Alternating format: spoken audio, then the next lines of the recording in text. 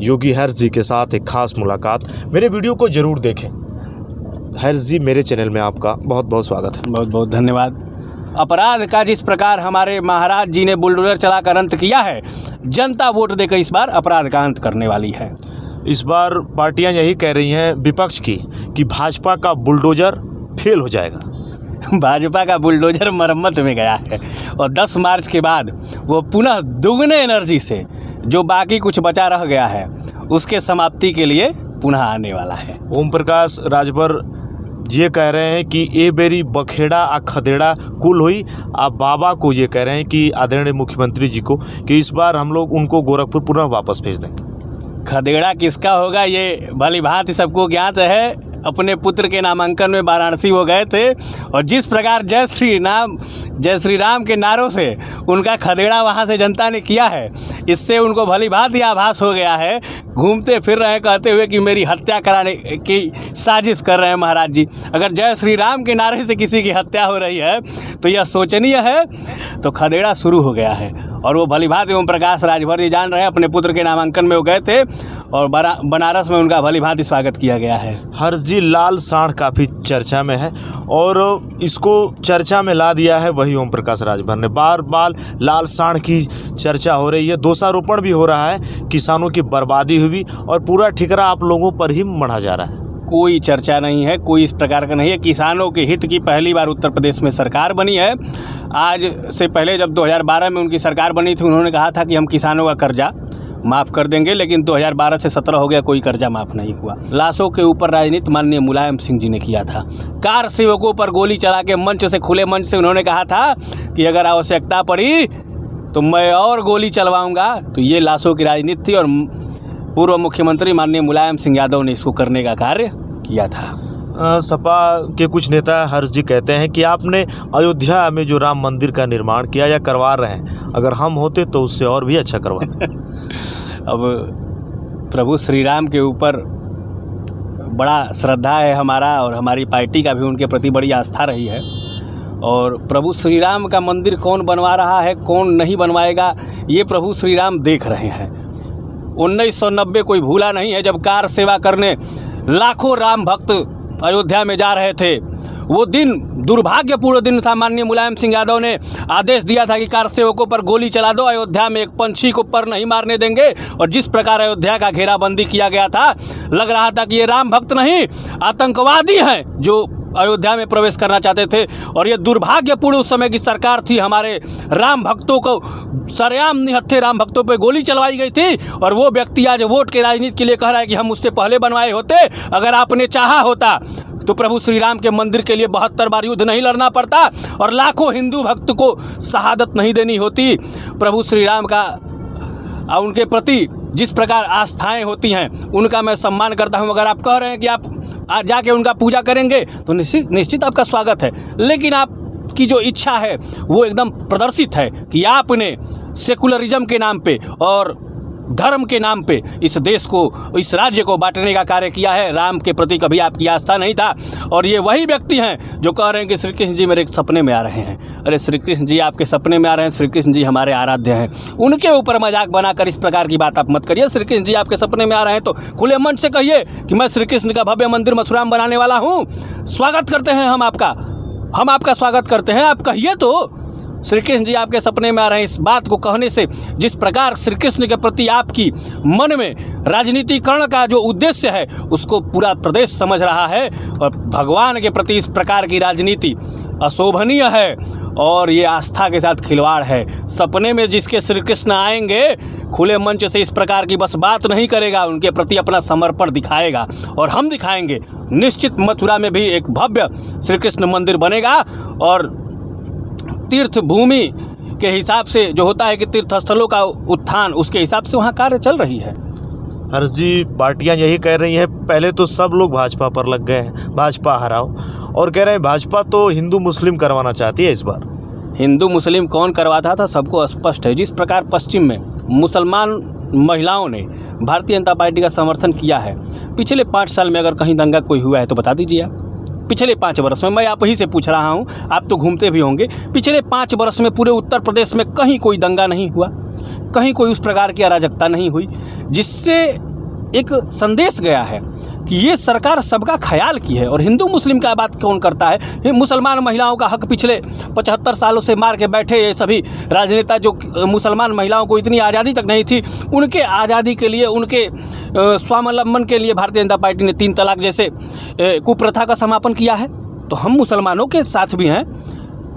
इसमें कोई ये नहीं है कि भारतीय जनता पार्टी जो कार्य करती है, हॉस्पिटल बन रहा है, उसमें क्या मुसलमानों का इलाज नहीं हो रहा है? जो भारतीय जनता पार्टी द्वारा कोविड महामारी के बाद आज तक लगातार फ्री राशन मिल रहा है, क्या वो मुसलमानों को नहीं मिल रहा है? क्या बनने वाला आयुष्मान कार्ड मुसलमानों को नहीं बन रहा है? क्या बनने वाला रोड, क्या उस पर कहा जा रहा है क्या कि मुसलमान नहीं चलेगा? बनने वाला विद्यालय का, उसमें मुसलमान नहीं पढ़ेगा? जो उत्तर प्रदेश का विकास हो रहा है, सबका साथ, सबका विकास, सबका विश्वास और सबका मत लेकर दोबारा हम सरकार में आएंगे, क्योंकि हमने सबके दिलों को जीता है। हाँ, हमारी आस्थाएं हैं, हम हिंदू हैं, हम गर्व से कहते हैं हम हिंदू हैं, इसमें कोई भेदभाव नहीं है। जो हम हैं उसको कहने में कौन सा शर्म। हमारी राजनीति और उनकी राजनीति में बस इतना अंतर है, वो सेकुलरिज्म के नाम पे धर्म विशेष को साधने का काम करते हैं, हम अपनी आस्था के साथ सबको साथ लेके चलते हैं। जी, पार्टियां यही कह रही हैं कि इस बार भाजपा का गाजीपुर से सुपड़ा साफ होने वाला है।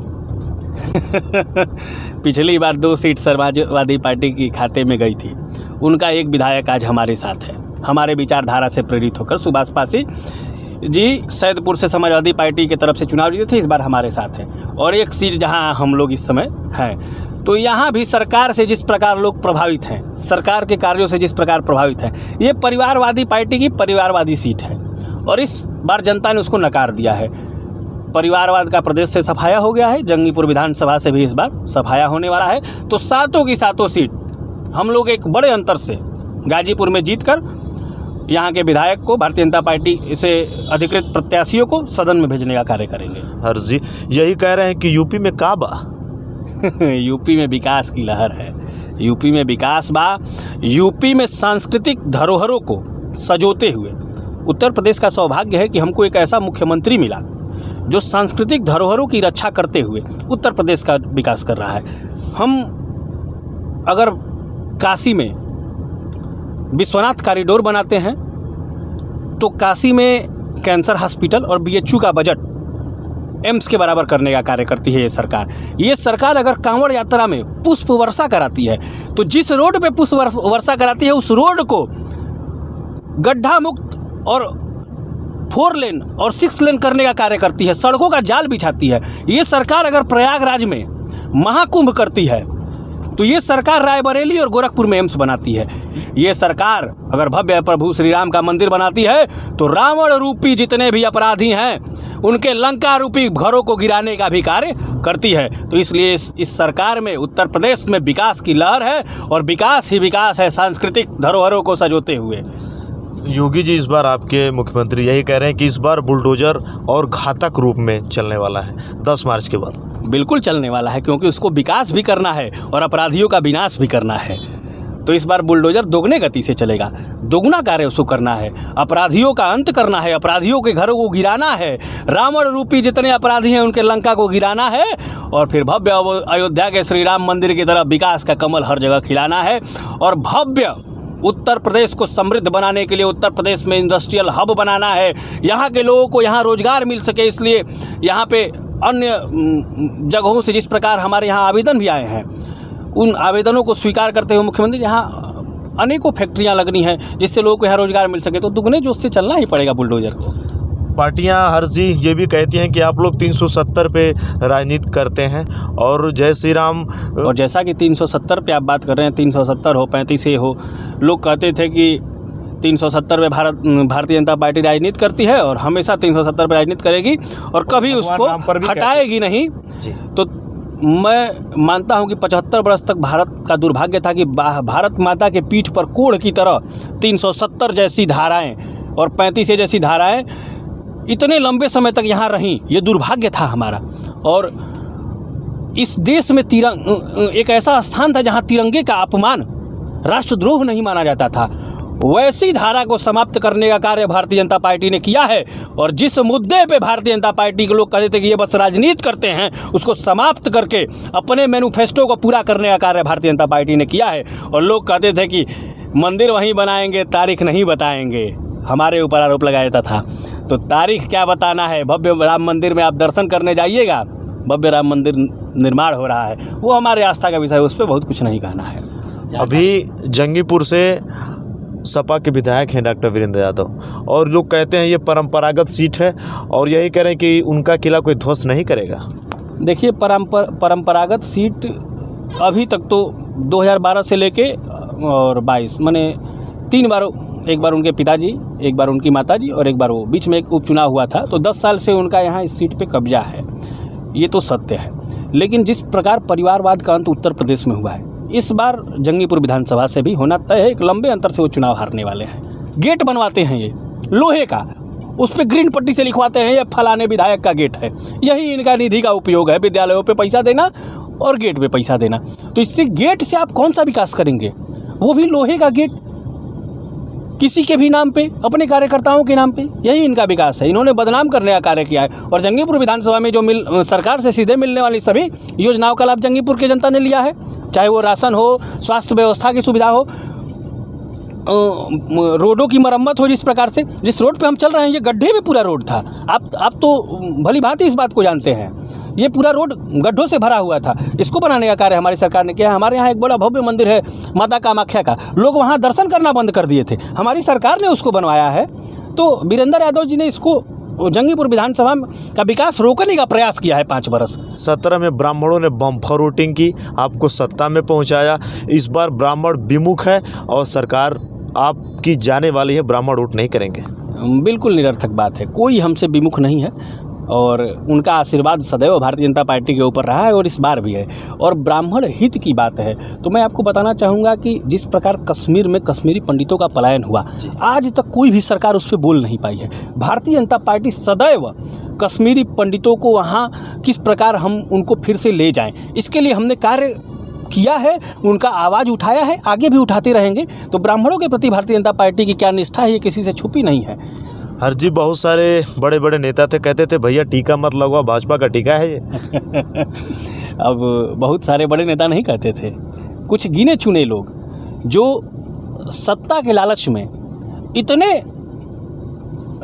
स्वार्थी हो गए कि अपने हितैषी लोगों को, उनके जानों की ऊपर जो आफत आई थी उसमें भी उनकी जान बचे या चली जाए इसका ख्याल न करते हुए उन्हें टीका लगाने से मना कर दिए और अपने तुरंत जाके टीका लगवाए कि मैं बचा रहूं और मेरा जो प्रिय है, हमको चाहने वाला है, वो मेरी बात से प्रभावित होकर टीका न लगाए और कोविड जैसी खतरनाक महामारी में स्वर्गलोक चला जाए। क्या यही आपका अपने कार्यकर्ताओं के प्रति प्रेम है कि आपने स्वयं टीका लगवा लिया और उनको खुले मंच से कहते हैं कि ये बीजेपी की टीका है, इसको नहीं लगवाना है? तो ये उनके प्रति समर्पित व्यक्तियों के प्रति क्या निष्ठा है, क्या उनके प्रति अपना संबंध वो किस प्रकार का निभा रहे थे अपने कार्यकर्ताओं के साथ, ये उस पर विचार करें, उनके कार्यकर्ता उस पर विचार करें। अर्जी, जब आपकी पार्टी इस बार सत्ता में आती है, जंगीपुर विधानसभा आप जीतेंगे, उसके बाद मैं चाहूँगा योगी हर जी को कि मेरे चैनल में अगर आपका इंटरव्यू हो तो सबसे पहला इंटरव्यू हमारा ही हो। चलिए, इंटरव्यू तब आपको हमारा ही पहला लेना पड़ेगा, क्योंकि हमारी सरकार बनने जा रही है और पूरे बहुमत से बनने जा रही है। 300 से पार इस बार हम सीट जीतेंगे और भारतीय जनता पार्टी एक प्रचंड बहुमत से आएगी, क्योंकि हमने कार्य किया है। पिछले 5 बरस में भारतीय जनता पार्टी ने जो कार्य किया है, और मैं उस 5 को थोड़ा सा एक्सप्लेन कर दूं कि जैसे सभी सरकारों को 5 बरस समय मिलता है कार्य करने के लिए, हमारी सरकार को 5 बरस में 2 बरस कोविड जैसी खतरनाक महामारी से लड़ने में हमारी सरकार का 2 बरस समय चला गया। तो कहीं ना कहीं कुछ विकास के कार्य जो होने थे वो चूक हो गई होगी, क्योंकि हमारी योजनाएं बड़ी लंबी थी। इतना हमारा बजट कोविड महामारी में चला गया, हमारे पूरे विधायकों की निधि चली गई, सांसदों की निधि चली गई, विधान परिषद सदस्यों की निधि चली गई, सरकार का फंड चला गया कोविड जैसी इतनी बड़ी विपदा को झेलने के लिए। तो कहीं ना कहीं विकास प्रभावित हुआ था, लेकिन बहुत ज़्यादा हुआ है। तो ये जनता भी इस बात को समझ रही है। तो अगली बार हमें वो 5 बरस का समय देने वाली है जनता, और इस 5 बरस में जिस प्रकार का उत्तर प्रदेश में विकास होगा वो पूरा देश उसको देखेगा, क्योंकि उत्तर प्रदेश ही नहीं अब देखेगा, पूरा देश उसको देखेगा।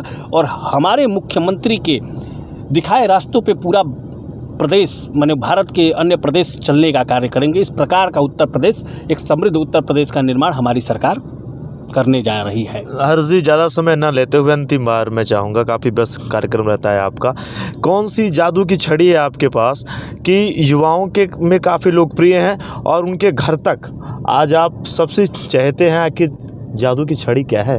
कोई जादू की छड़ी नहीं है, लोगों का प्रेम है। आप बताते हैं कि मैं इतना चर्चित हूँ तो वो अलग बात है। मैं एक सामान्य व्यक्ति हूँ, सामान्य भारतीय जनता पार्टी का कार्यकर्ता हूँ। लोगों का जो प्रेम है वो मिलता रहता है और मैं प्रयास करता हूँ कि मुझे जहाँ खोजा जाए मैं वहाँ पहुँचूँ। अगर कोई समस्या आती है तो उसको किस प्रकार दूर किया जा सकता है, क्षेत्रीय समस्या हो, सामाजिक समस्या हो, उसको किस प्रकार दूर किया जा सके, इस पे प्रयासरत रहता हूँ। भारतीय जनता पार्टी का छोटा सा कार्यकर्ता होने के नाते पार्टी के संदेश को, पार्टी के कार्यों को जन जन तक पहुँचाने का कार्य करता हूँ और आगे भी अनवरत करता रहूँगा। दोस्तों, जो कुछ ना कहते हुए भी सब कुछ कर जाते हैं, पर्दे के पीछे वो इस कार्य को करते हैं। काफ़ी ज़बरदस्ती मैंने इनसे लिया इंटरव्यू, मैं आपको बताऊं, करते भी हैं, पटल पे दिखता है। बहुत सारे वीडियो भी मैं लाऊंगा। हर जी, मेरे चैनल में इतना समय देने के लिए आपका धन्यवाद। आगे आपको निरंतर सफलताएँ अर्जित करें, अनंत शुभकामनाएँ हमारी ओर से। आपको बहुत बहुत धन्यवाद कि मुझ जैसे एक सामान्य कार्यकर्ता को आपने इस प्रकार का सम्मान दिया। उत्तर प्रदेश में हमारे सरकार ने क्या कार्य किया है, आपने एक छोटे से कार्यकर्ता से पूछने का कार्य किया और मेरा मान सम्मान बढ़ाया। इसके लिए आपका बहुत बहुत धन्यवाद। और बहुत कुछ न कहते हुए अपनी बाड़ी को देता हूँ विराम। बोलो जय जय श्री राम।